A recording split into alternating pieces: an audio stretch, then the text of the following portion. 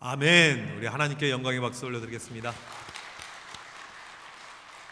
네, 우리 찬양대 이 찬양처럼 우리가 원하고 바라고 기도하는 제목들마다 응답의 역사가 있길 간절히 축복합니다. 우리 이제 교인들 제가 얼굴을 쭉 보면 이제 두 부류로 나뉩니다. 제가 신방을 해서 얼굴이 좀 익힌 분들과 아직 신방하지 않은 분들. 보니까 찬양대는 얼추 한 3분의 2 정도는 제가 이제 신방을 벌써 한 것 같습니다. 제가 신방을 이렇게 하게 되면 맨 먼저 물어보는 질문이 이겁니다.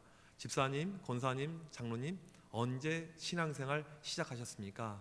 이제 목사의 관점에서 가장 궁금한 것은 신앙의 연조, 어떻게 신앙생활을 해왔는지, 이게 가장 큰 이제 궁금증이죠. 저희 집안을 좀 이야기하자면 저희 집안의 복음은 저희 할머니를 통해서 들어오게 되었습니다. 할머니께서 집이 상당히 어려우실 때 어느 집에 식모로 들어가서 그 집이 믿는 집이어서 복음을 접해 들었고, 그 다음에 그 복음이 저희 아버지에게 전해져서 저희 아버지께서 중학교 때 예수님을 믿게 됩니다. 그리고 목회자로 헌신하게 되고 이 목사가 되었어요. 근데 위에 있는 형님은 끝까지 예수님을 안 믿는 거예요. 아무리 전도하고 아무리 노력해도 이 형님은 아랑곳하지 않습니다. 특별히 형님보다 형수님이 문제인데 이 무당, 굿, 여기에 아주 빠져있는 분이었습니다. 항상 가면 무당 이렇게 푸닥거리 하고 있고요, 항상 굿하고 있고 무당을 찾아가고 있고 이런 모습이었던 거죠. 동생은 목사인데 형이 그러고 살아가니까 너무너무 힘든 거예요. 목회에 도움은 되지 않을지언정 큰 방해가 되는 것이죠. 그래서 저희 아버지께서 했던 것이 기도였습니다. 새벽에 기도하는 것은 당연한 것이고 매일 밤마다 밤 12시까지 기도했어요. 형님 가족 구원을 위해서. 기도를 얼마나 했냐면 2년 6개월 동안 하루도 빠지지 않고 간절히 기도했습니다. 2년 6개월이 되던 그날 어떤 일이 있었냐면 저희 큰어머니께서 잠을 주무시는데 꿈에 성경책이 하늘에서 내려오는 거예요. 그리고 이 성경책을 치마로 받습니다. 재수없는 꿈이 된 거예요. 무당을 좋아하는 사람한테 재수없는 거죠. 그래서 그 다음날 누굴 찾아갔냐면 무당을 찾아갔습니다. 모든 신앙의 상담은 무당이니까요. 무당한테 갔더니 무당이 어떻게 알았는지, 이 용한 무당이에요. 다시는 나한테 오지 마시오. 당신은 이제 교회 가서 예수 믿으시오. 무당의 전도로 예수님을 믿게 되었습니다. 지금은 80대 이렇게 연세가 많으신데 예수님 잘 믿으시고 교회에서 이렇게 장로로 권사로 은퇴하시고 믿음 가운데 사는 것을 보게 됩니다.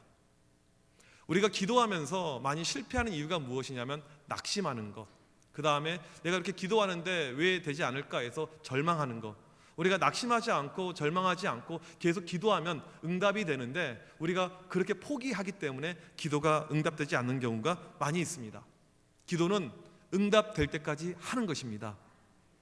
지난주 느헤미야는 자기 고국 땅 이 예루살렘, 이 성이 허물어지고 불타고 백성들이 환난과 곤욕 가운데 핍박 가운데 있을 때 그가 선택한 것은 기도였습니다. 기도했어요. 오늘 본문 1절에 보면 시간이 흐릅니다. 아닥사스다 왕 제20년 니산월. 이 니산월은 우리로 치면 3월입니다. 지난주의 배경은 BC 445년 11월에서 12월 사이인데 이제 시간이 4달이 흐른 거예요. 그래서 BC 444년 3월이 되었습니다. 벌써 시간이 4달이 흘렀어요. 이 4달 동안 느헤미야가 무엇을 했을까요? 그는 기도했습니다. 4달 동안 느헤미야는 쉬지 않고 기도했습니다. 그러면 4달 동안이나 기도했는데 기도하는 가운데 어떠한 일이 발생했을까요? 이게 오늘 본문의 내용입니다. 페르시아의 첫 새해를 여는 달은 니산월이에요. 니산월이 한 해를 시작하는 달인데 이때 신년 축제를 엽니다. 왕이 특별한 축제를 열고 수많은 사람들이 움집해 와 있고 이때 왕은 호의를 베풀고 누군가가 소원을 말하면 소원도 들어주기도 하고, 이런 중요한 축제의 순간에 느헤미야는 왕 옆에서 술을 따르고 있었습니다. 평소처럼 왕에게 술을 따라주는데 2절에 보니까 얼굴에 수심이 가득합니다. 수심, 이건 히브리 단어로 라라고 하는데 슬픔으로 해석이 될 수 있는 단어입니다. 왕이 딱 얼굴을 보니까 이 친구가 너무나도 슬퍼 보여요. 얼굴이 좋지 않습니다. 이건 매우 심각한 거죠. 느헤미야의 직업이 무엇입니까? 쉽게 말하면 술 많은 직업, 폭탄주 제조하는 직업. 이 파티가 열리면 흥을 돋구는 일, 풍악을 울리게 하는 것. 왕이 지금 술을 마시려고 하는데 느헤미야 얼굴을 보니까 술 마실 맛이 안 생기는 것입니다. 여러분, 술집에 가보면 분위기가 어떻습니까? 신납니까? 슬픕니까? 누가 신난다고 이야기해 줬어요. 가보신 것 같네요. 나머지 분들은 경건하셔서 이거 무슨 술집이냐, 참 목사가 경건하지도 않게 시험에 들 이야기를 하네, 이 목사는 술집에 가봤나 보다, 이렇게 생각을 하실 수 있을 것 같습니다. 제가 술집에 가본 적이 있을까요? 없을까요? 있어요. 20대 초반 때 친구들 고등학교 동창 모임을 하는데, 동창 모임 어디서 합니까? 당연히 술집에서 하죠. 이제 고등학교 동창들이 이렇게 술집에서 모임을 하는데 제가 계속 안주만 먹고 있으니까 안주가 빨리 떨어지는 거예요. 술을 마시면서 천천히 안주를 먹어야 되는데 혼자서 안주를 계속 먹으니까 친구들이 다음부터 너는 절대 오지 마. 그러니까 제가 그때 술집 한번 가보고 아직까지 못 가보고 있습니다. 이 축제의 분위기, 술이 오고 가고 분위기가 좋아야 됩니다. 뜨거워져야 돼요. 느헤미야가 이것을 만들어야 되는데 지금 얼굴이 슬픔 가운데 있는 거예요. 이건 매우 위험한 모습이었습니다. 페르시아 왕은 무서운 사람이었어요. 제국의 군주입니다. 언제든지 자기 뜻대로 되지 않으면 신하를 바로 죽일 수 있는 권력자예요. 2절에 보니까 느헤미야의 첫 번째 반응이 크게 두려워하여, 이런 상황이 자기도 두려웠다는 것입니다. 표정이 좋지 않은 느헤미야에게 왕이 뭐라고 했습니까? 야 얼굴 펴. 술맛 떨어지게 재수없게 그게 얼굴이 뭐야? 그렇게 이야기하지 않았습니다. 느헤미야, 너 한 번도 그런 적이 없는 것 같은데 얼굴 표정이 왜 그러지? 마음속에 분명히 큰 고민이 있구나, 근심이 있구나. 혹시 몸이 어디 아프니? 너 왜 그러지? 슬픈 일이 있구나. 왕이 단번에 느헤미야의 상황과 처지를 파악을 하고 있습니다. 왜요? 늘 그간 기쁨조였거든요. 늘 그간 왕을 정말 열심히 잘 섬겼거든요. 이런 적이 한 번도 없었거든요. 왕이 이렇게까지 반응을 보인 것은 왕과 느헤미야 사이에 신뢰 관계가 있었기 때문에 가능한 일입니다. 왕은 느헤미야를 믿었고 충신 중에 충신이었고 그동안의 모습 가운데 한 번도 이런 적이 없었던 것 알고 있었거든요. 신뢰 관계가 이만큼 중요한 것입니다. 우리의 사회생활, 직장생활, 여러분 삶에서 무엇이 중요합니까? 중요한 것 중에 하나를 꼽으라면 신뢰일 것입니다. 사람과 사람의 이 믿음의 관계. 제가 최근에 읽은 책 가운데 우리 이만 헤어져요라는 책이 있습니다. 참 책 내용도 이상하죠. 우리 이만 헤어져요. 이혼 전문 변호사인 최윤아 씨가 쓴 웹툰을 책으로 만든 것입니다. 이 사람은 이혼 전문가예요. 그래서 처음에 이제 친구 결혼식을 하는데 아주 친한 친구가 결혼식을 하길래 이렇게 화환을 이렇게 보냈어요. 그리고 이제 꽃집에다가 명함을 딱 줘서 화환이 왔는데 결혼식 와서 인사하고 있는데 화환을 딱 봤더니 이혼 전문 변호사 최윤아 결혼식에. 그래서 상당히 자기가 힘들었다, 곤욕이 있었다, 그런 이야기를 합니다. 많은 사람들 상당 많은 가운데 이야기를 하는데 부부간의 이혼의 가장 큰 이유는 성격 차이라고 이야기를 합니다. 근데 요즘의 젊은 부부들은 성격 차이도 성격 차이이지만 육아 문제가 이혼의 큰 사유가 지금 되고 있습니다. 그래서 82년생 김지영이라는 영화가 이 부분을 잘 우리에게 이슈화 시켜주고 있는 것이죠. 근데 이혼의 궁극적인 가장 큰 이유는 뭐냐면 부부간의 신뢰관계가 깨져버린 거예요. 내 와이프를, 내 남편을 믿지 못하는 거죠. 의구증, 의처증이 이렇게 생겨나게 되는 것이죠. 신뢰관계는 사회생활에서 가장 중요한 덕목입니다. 우리가 전도를 하더라도 신뢰관계가 있으면 전도가 되고 이게 믿지 못하면 전도가 안 되는 것이죠. 신뢰관계를 만들기 위해서 우리가 해야 될 것은 뭐냐면 내가 있는 곳에서 열심히 하는 것입니다. 직장을 다니시면 믿지 않는 사람보다 훨씬 더 내가 열심히 일을 해야 돼요. 이게 신뢰관계를 만들어주는 것입니다. 내가 부모님을 섬기고 있으면, 내가 자녀로서 살고 있으면 부모님에게 믿지 않는 자녀들보다 더 많은 용돈을 드려야 되는 거예요. 이게 신뢰관계를 만들 수 있는 하나의 길이 될 수가 있는 것이죠. 느헤미야를 신뢰했던 아닥사스다 왕은 느헤미야에게 너 마음이 근심에 가득한 것 같은데, 슬픔이 많은 것 같은데 한번 이야기를 해봐라 했었을 때 느헤미야가 오늘 말씀 3절에서 이렇게 이야기를 하고 있습니다. 우리 3절 말씀 다 같이 읽어보도록 하겠습니다. 왕께 대답하되 왕은 만세수를 하옵소서. 내 조상들의 묘실이 있는 성읍이 이제 황폐하고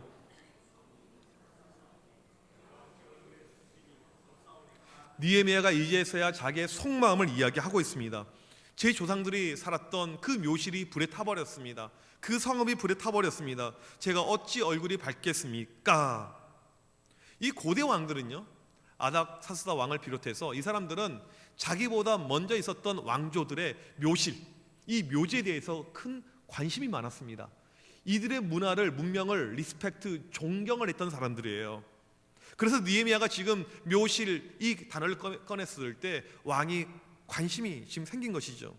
지금 느헤미야가 슬픈 것은 예루살렘의 황폐화, 그 땅이 지금 엉망이 되었고 많은 사람들이 고통과 아픔 가운데 있는 것, 이것 때문에 지금 그의 마음이 힘든 것입니다. 오늘 말씀에서 한 가지 우리가 볼 수 있는 중요한 것은 뭐냐면 느헤미야가 한 가지를 누락하면서 왕에게 보고를 하고 있는 것입니다. 그게 무엇이냐면 바로 예루살렘이라는 단어를 언급하지 않고 있습니다. 언급을 안 해요.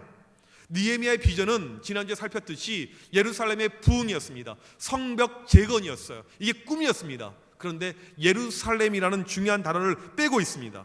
왜 이것을 빼고 있냐면 그 이유가 중요한데 14년 전 에스라를 통해서 약 1800명의 사람들이 예루살렘으로 귀환을 합니다. 그리고 그곳에서 성벽을 재건하는 이 운동을 하게 되었습니다. 성벽이 재건되니까 주변에 있는 사람들이 위기의식을 느껴요. 이거 유대인들이 다시 재건되면 우리가 힘들어지는데, 그러면서 모함을 합니다. 페르시아 고위 관료인 르훔을 움직여서 아닥사스다 왕에게 거짓으로 고해해요. 그리고 왕이 이 이야기를 듣고는 성벽 공사를 중단을 시킵니다. 성벽을 허물라고 명령해요. 성문을 불태워버립니다. 성벽을 허물고 불태운 사람이 누구냐면 지금 느헤미야 옆에 있는 아닥사스다 왕이에요. 지금 느헤미야는 다시 성벽을 세우려고 하는데 왕은 무너뜨린 사람입니다. 왕이에요. 제국의 통치자입니다. 지금 느헤미야 이 요청은 어떻게 보면 마음은 정말 무모하고 위험한 일인 것이죠. 목숨을 건 것입니다. 그래서 지혜를 발동해요. 왕이 싫어하는 예루살렘이라는 이 예루살렘의 옛자도 꺼내지 않습니다. 이것을 빼버려요. 왕이 느헤미야에게 묻습니다. 그러면 너는 무엇을 원하느냐? 이때 느헤미야의 모습이 기가 막힙니다. 4절에 보니까 내가 곧 하늘의 하나님께 묵도하고, 4달 만에 드디어 기회가 왔어요. 이 목표를 가지고 비전을 가지고 계속 기도했는데 드디어 타이밍이 왔습니다. 그 타이밍에 느헤미야가 무엇을 합니까? 왕이 소원을 묻고 있었을 때 그때 소원을 이야기한 것이 아니고 기도를 합니다. 아주 그 짧은 찰나에 기도를 해요. 느헤미야의 기도는 아주 짧은 기도였습니다. 하지만 이 기도는 최고의 기도였고 완벽한, 너무나도 아름다운 기도였습니다. 여러분, 기도는 길게 한다고 무조건 좋은 기도는 아닙니다. 기도는요, 짧아도 힘 있는 기도가 있어요. 우리 장로님들 대표 기도 이렇게 하실 때 보게 되면 기도가 길다고 무조건 좋고 짧다고 안 좋고 이게 아니고 기도의 어떤 내용 가운데 임팩트가 있는 기도가 이렇게 있습니다. 짧은 기도 가운데 파워가 있는 경우가 있어요. 특별히 내가 어떤 중요한 일을 결정할 때, 무엇인가 결단할 때 그 자리에서 먼저 기도하는 것, 그 기도가 특별해 보일 수가 있습니다. 삶의 잠깐 그 타이밍에 기도하는 잠깐의 기도가 파워를 발휘할 수가 있습니다. 여러분, 살아가시면서 꼭 삶 가운데 분주하시더라도 잠깐의 기도를 실천하시길 바랍니다. 지금 왕이 너에게 너 무엇을 원하느냐? 느헤미야에게 묻고 있죠. 느헤미야는 이 순간을 위해서 4달을 기도했습니다. 타이밍을 잡았죠. 언제가 좋을까? 왕이 가장 기분 좋은 날, 신년 축제가 있는 날, 왕후도 함께한 날, 너무나도 분위기 좋은 바로 그날을 선택한 것입니다. 그리고 기회가 왔습니다. 여러분, 이 기회가 그냥 온 것이라고 보십니까? 그냥 왔을까요? 우리 한번 따라서 하겠습니다. 기도하면 기회가 온다. 간절히 기도했기 때문에 기회가 찾아온 것입니다.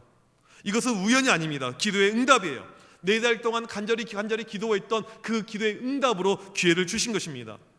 5절에 보니까 느헤미야가 자기의 소원을 드디어 이야기합니다. 나를 유다 땅 나의 조상들의 묘실이 있는 성읍에 보내어 그 성을 건축하게 하옵소서. 드디어 자기의 비전과 꿈을 왕에게 이야기를 해요. 5절을 여러분 자세히 보십시오. 5절에 또 기가 막힙니다. 느헤미야가 예루살렘이라는 단어를 빼고 있어요. 이게 느헤미야의 치밀함입니다. 지혜예요. 6절에 보니까 왕이 선뜻 승낙하면서 언제 갔다 올지 이야기를 묻습니다. 느헤미야가 주저없이 이야기를 해요. 주저없이 이야기했다는 것은 뭐냐면 준비하고 들어갔다는 것입니다. 7절 8절에 느헤미야가 왕에게 드디어 요청을 합니다.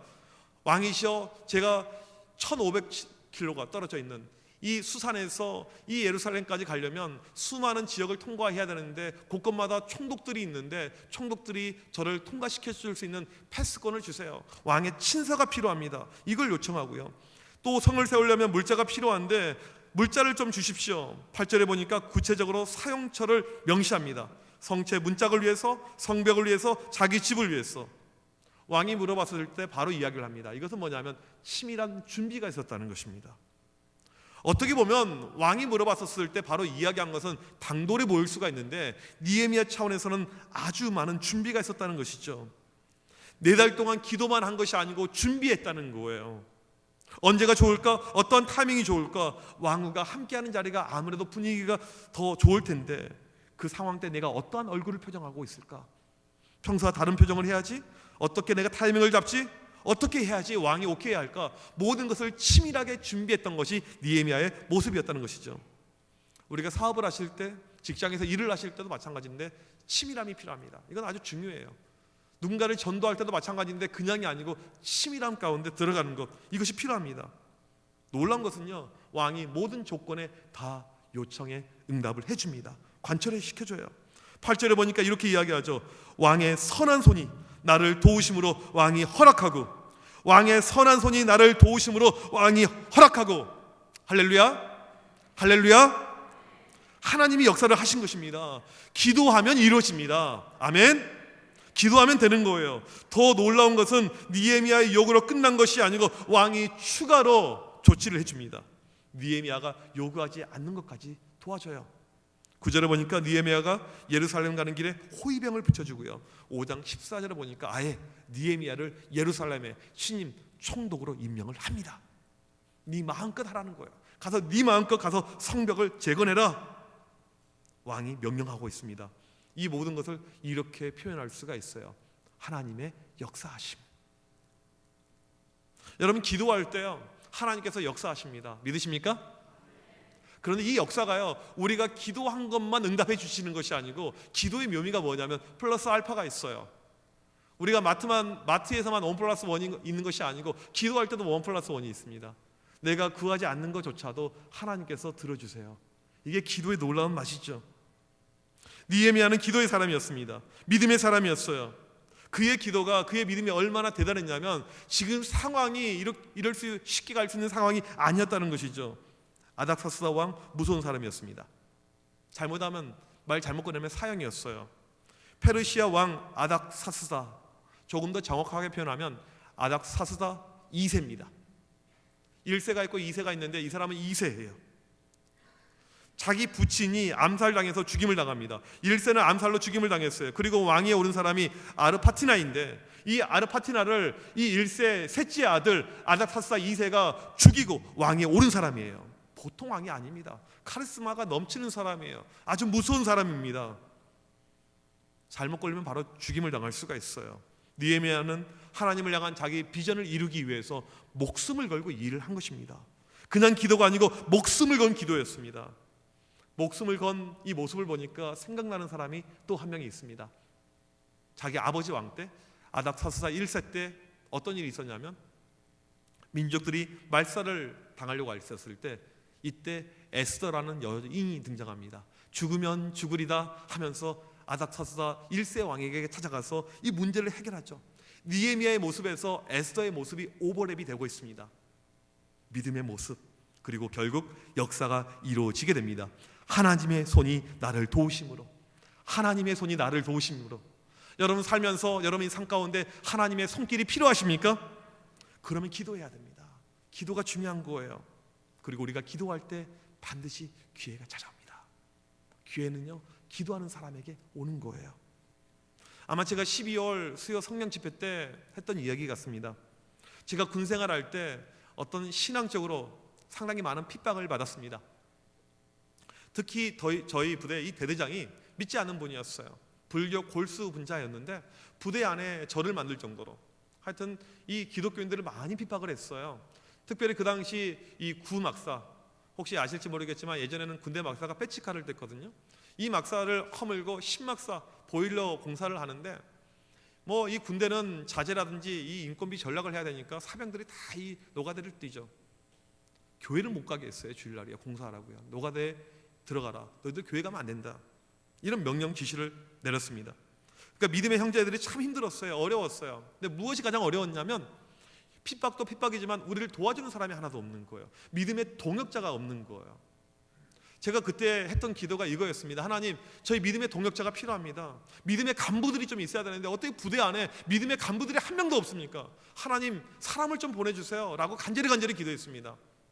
그리고 시간이 좀 흘렀는데 인사과장이 새로 왔습니다. 궁금한 마음을 가지고 물어봤어요. 인사과장님, 종교가 어떻게 되세요? 뭐 종교가 뭐긴, 나 교회 다녀? 그런 거예요. 할렐루야. 시간이 조금 더 흘렀어요. 작전과장이 새로 왔습니다. 작전과장님, 종교가 뭐세요? 종교가 뭐긴, 나 교회 다녀? 그러신 거예요. 할렐루야. 제가 이제 제대를 얼마 2달 남겨놓고 있었던 그 시점, 1996년 11월 1일이었습니다. 드디어 대대장이 바뀌는 날이었어요. 정말 기도해왔던 기도 제목이었죠. 하나님, 믿음의 지휘관이 와야 됩니다. 정말 오랫동안 기도했었죠. 근데 제가 직접 지휘관을 찾아가서 물어볼 수는 없는 것이고, 워낙 높으신 분이니까 다른 분을 통해서 물어봤어요. 새로 올 지휘관님, 대대장님은 어떠한 종교를 갖고 계실까요? 들려오는 소리가 교회 집사님이라는 거예요. 새로 오시는 이 대대장이 제일 먼저 오셨던 곳이 어디였냐면 교회를 제일 먼저 방문하시더라고요. 교회 와서 저를 만났습니다. 물어봐요. 내가 혹시 도와줄 거 뭐가 있을까? 보통 지휘관들은 그렇게 물어보는데 오늘 느헤미야처럼 그 말이 끝나자마자 네, 있습니다. 이게 이제 계급이 높으니까 병장은 높아요. 제대 2달 남겨놓고 있는 병장은 국군 5대 장성보다 높습니다. 우린 그렇게 이야기를 해요. 저희가 그간 밤마다 초소를 돌며 위문하고 커피를 타고 초코파이를 주고 이런 일을 했었는데 이게 참 시스템이 완비가 안 되어서 힘들었는데 이걸 좀 도와주세요라고 이렇게 이야기를 했습니다. 대장이 그래요. 그러면 주중에 자기 방에 찾아오라는 거예요. 아무 때나 찾아오라는 겁니다. 그리고 찾아갔더니 부대가 발칵 뒤집혔습니다. 지휘계통을 무시하고 그냥 가서 문을 두드리고 왔습니다. 찾아간 거거든요. 그리고 이렇게 이야기를 하는 가운데 내가 모든 걸 도와줄게. 내가 도와줄게. 너희가 부대를 위해서 열심히 이렇게 하는데 이건 부대가 부대 돈을 가지고 해야지 해서 모든 것을 도와줬던 그 경험이 있습니다. 여러분, 이 모든 것이 우연이라고 생각하십니까? 기도할 때 역사가 일어나게 됩니다. 그냥 기도가 아니고 계속 꾸준히 기도할 때, 마치 느헤미야처럼 4달간 지속적으로 기도할 때 하나님의 역사가 임하는 것입니다. 기도하면 기회가 반드시 오게 되어 있습니다. 여러분, 새벽을 깨고 기도하십시오. 수요 성경 집회 때 와서 기도하시길 바랍니다. 수요일 날 보게 되면 저 멀리 용인에서, 분당에서, 수기에서, 일산에서, 김포에서 오시는 분들이 계세요. 기도하기 위해서. 지금 우리에게 필요한 것은, 우리 교회에 필요한 것은 다른 것이 아니고 기도입니다. 기도할 때 반드시 기회가 옵니다. 우리가 합심하여 기도할 때 우리 교회 부흥의 기회가 옵니다. 우리가 간절히 기도할 때 젊은이들이 오고 싶어하는 교회, 청년들이 넘치는 교회가 될 것을 믿습니다. 여러분이 간절히 기도하실 때 가정의 문제들, 가정들이 회복이 돼야 되는데 이 은혜를 줘야 되는데 그런 은혜와 회복의 역사가 일어나게 되는 것입니다. 기도할 때 여러분 삶에 놀라운 기회가 열릴 것을 믿습니다. 기도하면 반드시 기회가 오게 되어져 있습니다. 기도할 때 하나님의 역사가 반드시 일어나게 됩니다. 기도할 때 반드시 기회가 오게 됩니다. 믿으시는 분은 아멘? 우리가 오늘 이 마음을 가지고 하나님 앞에 이 시간 찬양하길 원합니다. 오늘 우리 찬양대와 참 저와 이 영적으로 참 맞아떨어진 것 같아요. 제가 한 주간을 말씀을 묵상하면서 준비할 때 딱 떠오르는 찬양은 바로 이 찬양이었습니다. 이 세상을 살아가는 동안에 나의 힘을 의지할 수 없으나 기도하고 낙심하지 말 것은 주께서 참 소망이 됩니다. 우리가 원하고 바라고 기도하는 것, 교회와 또 우리 가정과 우리 삶에 기도할 때 반드시 기회가 옵니다. 우리 시간 자리에서 일어나셔서 우리 같이 이 찬양 하도록 하겠습니다.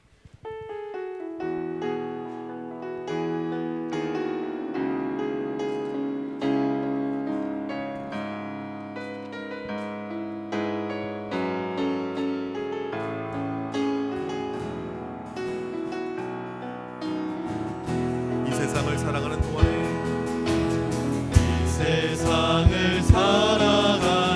동안에 나의 힘을 의지할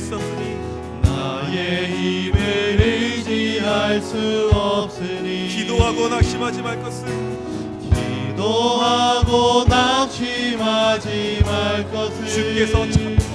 주께서 참 소망이 되심이 하나님의 꿈이 나의 비전이 되고 예수님의 성품이 예수님의 성품이 나의 인격이 되고 나의 인격이 되고 성령님의 권능이 성령님의 권능이 나의 능력이 되길 나의 능력이 되길 원하고 바라고 기도합니다. 주의 길을 걸어가는 동안에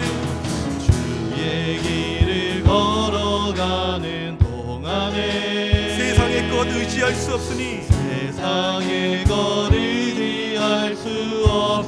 감사하고 낙심하지 말 것은 주께서 참 기쁨 되십니다. 하나님의 금이 나의 비전이 되고 예수님의 성품이 나의 인격이 되고 성령님의 권능이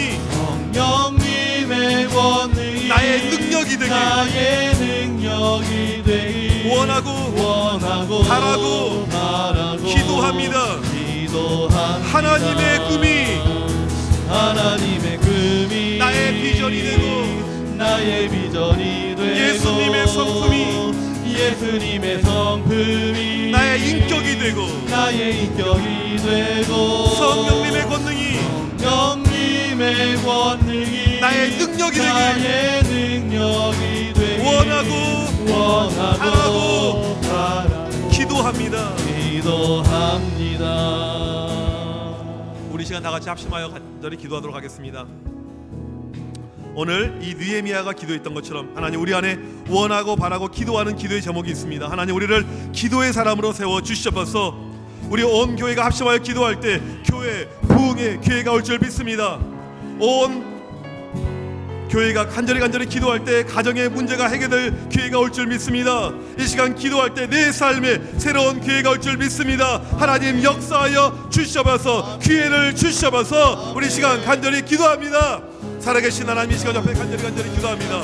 하나님 아버지 이 시간도 우리가 원하고 바라고 소망하는 기도의 제목을 가지고 느헤미야가 기도했듯이 간절한 마음을 가지고 기도합니다. 주여 역사하여 주셔서 주여 응답하여 주셔서 주여 일하여 주셔서 지금 우리에게 필요한 것 지금 우리가 간절히 기도해 이것밖에 없음을 고백합니다. 하나님 역사하여 주셔서 주여 도와주셔서 주여 일하여 주셔서 성령 하나님 우리의 교회를 통해서 하나님의 놀라운 일들이 하나님의 역사심이 필요합니다. 하나님 함께하여 주셔서 온 교우들이 합심하여 간절히 기도할 때 우리 교회에 부흥에 놀라운 기회가 올 줄 믿습니다. 우리가 합심하여 간절히 기도할 때 우리 가정에 문제가 해결될 기회가 올 줄 믿습니다. 주여 우리가 간절히 기도할 때 우리 개인의 삶에 놀라운 기회가 올 줄 믿습니다. 주여 기도하게 하여 주셔서 깨어서 기도하게 하여 주셔서 간절히 기도할 때 하나님의 기회의 역사 능력의 역사 은혜의 역사가 나타나게 하여 주셔서 성령으로 도와주셔서 은혜를 도와주셔서 믿음으로 도와주셔서 주여 우리가 온 마음을 다해서 합심하여 간절히 기도할 때 하나님 역사하여 주셔서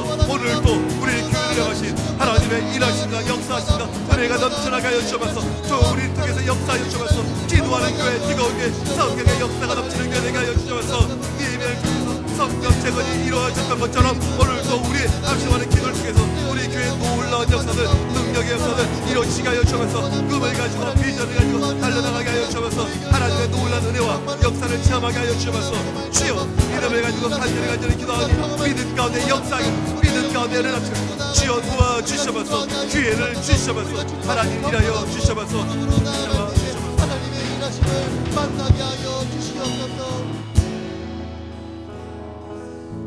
하나님 아버지 감사합니다. 지금 우리 교회가 함께 기도해야 될 때임을 우리가 알고 있습니다. 느헤미야가 했던 그 기도처럼 포기하지 않고 간절함으로 꾸준히 하나님 앞에 기도하게 하여 주시옵시고 우리가 기도할 때 반드시 교회 부흥의 기회가 올 줄 믿습니다. 아멘. 우리가 기도할 때 떠나갔던 우리 자녀들 우리 청년들 이 지역에 있는 수많은 젊은이들이 다시 주님께 돌아올 줄 믿습니다. 아멘. 우리가 기도할 때 가정의 문제 내 삶의 문제 해결될 기회가 올 줄 믿습니다. 아멘. 기도에 집중하는 청암교회 되게 하여 주시옵소서. 기도를 통해서 승부하고 기도를 통해서 기회를 획득하는 복된 교회 되게 하여 주시옵소서. 아멘. 지금은 우리 주 예수 그리스도의 크신 은혜와 아버지 하나님의 무한하신 사랑하심과 성령님의 이로 교통하심이 오늘 또 느헤미야처럼 간절히 기도하면서 기회 얻길 원하는 청함의 온 교우들 머리머리 위에 지금부터 영원토록 함께 있을지어다. 아멘.